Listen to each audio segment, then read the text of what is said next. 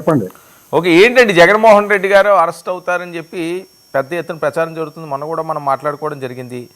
అయితే అరెస్ట్ అయితే ఎవరికి పగ్గాలు అప్పచెప్తారు? ఒకవేళ అరెస్ట్ చేస్తే ఆయనకి సింపతి పెరుగుతుంది, ఆయన నెత్తి మీద పాలు పోసినట్టే, అది మీ వినాశనానికి మొదటి అడుగు పడినట్లు అవుతుంది అని చెప్పి మరొక రకమైన ప్రచారం జరుగుతున్న నేపథ్యం. అసలు ఏ బేస్ మీద ఆయన అరెస్ట్ చేస్తారు? ఇప్పుడు వివేకానంద గారిది ఇవన్నీ కూడా అంటున్నారు. చెప్పండి. ముందుగా వర్మ గారు మీకు ఒక విజ్ఞప్తి, మీ పీసీఆర్ కూడా చెప్పండి. నా వాయిస్ అనవసరంగా కట్ చేస్తున్నారు మధ్య మధ్యలో, అది మటు కొద్దిగా చేయొద్దని చెప్పండి. అది కావాలని చేయరు సార్, ఎవరు కూడా అది ఏమన్నా టెక్నికల్ ఇష్యూ కావాలని చేస్తున్నారో ఆయన తెలియదు నాకు కొద్దిగా, ఎందుకంటే మళ్ళీ తర్వాత చూస్తున్నా నాకు అర్థమవుతుంది.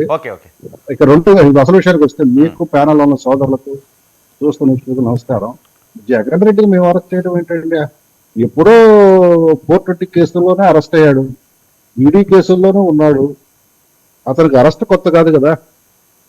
ఈరోజు తను మళ్ళీ నేరాలు చేస్తే ఆటోమేటిక్గా అరెస్ట్ అవుతాడు, దాని దగ్గర ఫలితాలు బట్టి, ఆ యొక్క సెక్షన్ యొక్క తీవ్రతను బట్టి. కాబట్టి చట్టం తన పని తాను చేసుకుంటూ వెళ్ళిపోద్ది తప్పితే మేము ప్రత్యేకంగా అతను అరెస్ట్ చేయాలని కోరికతో మేము లేవు.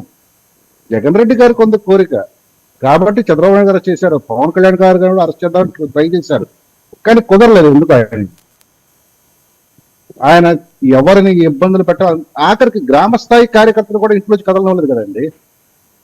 ఇప్పుడు ఆయన ఆ రోజు గృహ నిర్బంధాలు చేశారు కదా, చివరికి వీళ్ళు ఎవరో మాట్లాడలేదని జీవో నెంబర్ 1 కూడా తీసుకోవడానికి ప్రయత్నం చేశారు కదా. ఆ రోజు ఆయన ఆటకు సాగలేదు, ఎందుకంటే ప్రజా తీర్పు ఆయనకు వ్యతిరేకంగా ఉంది. ప్రజలు తీర్పు ఇచ్చేశారు 24లో. తీర్పు ఇచ్చిన తర్వాత ఇప్పుడు ఆయన అరెస్ట్ చేస్తారంటే ఆయనకి ఏంటంటే తను చేసిన పనులు వీళ్ళు చేస్తారు అనే అనుమానం, భయం ఆయనకు ఉంది. నేను బెజవాడ నడిబొడ్డులోనే ఉన్నాను, దమ్ముంటే అరెస్ట్ చేయండి అంటున్నాడు ఆయన చాలా కాన్ఫిడెంట్ గా. మేము అంత ఇదిగా ఆయన ఏదో తొడగొడితే మేము కూడా ఏదో తొడగొడతాం లేవు. చట్టం కొట్టుకు తొడ అవసరమైతే, చట్ట ప్రకారంగా తొడగొట్టింది.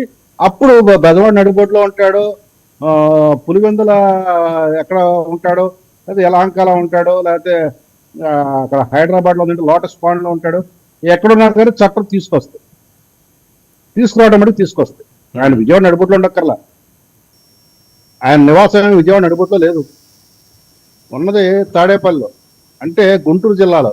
ఆయన విజయవాడలో ఎప్పుడు నివాసం ఉండలేదు కాబట్టి విజయవాడలో ఉన్నాడని ఏదో తొడగొడతాం. ఎవడు తొడగొడతాడంటే అత్యంత పిరికొడే ముందు తొడగొడతాడు, రండి వచ్చిన సవాలు చెప్తుంటాడు. ఎప్పుడైనా ఒకటి గుర్తు పెట్టుకోండి, మేము చట్ట ప్రకారం మా దృష్టిలో జగన్ రెడ్డి సార్, మీరు పిరికి వాళ్ళే తొడలు కొడతారు, పిరికి వాళ్ళే హెచ్చరికలు చేస్తారు అంటే అది పవన్ కళ్యాణ్ గారు కొన్ని 100 సార్లు కదండి ఆయన హెచ్చరించారు. అతను ఎందుకు తొడగొడుతున్నాడో మీకు అర్థమైందా?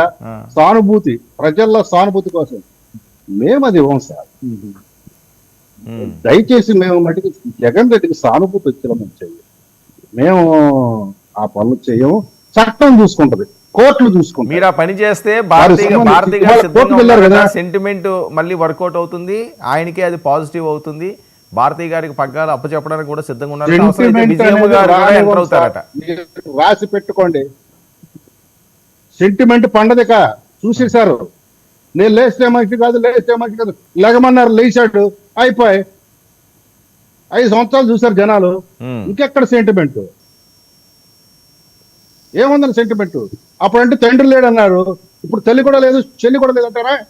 అదే సెంటిమెంట్.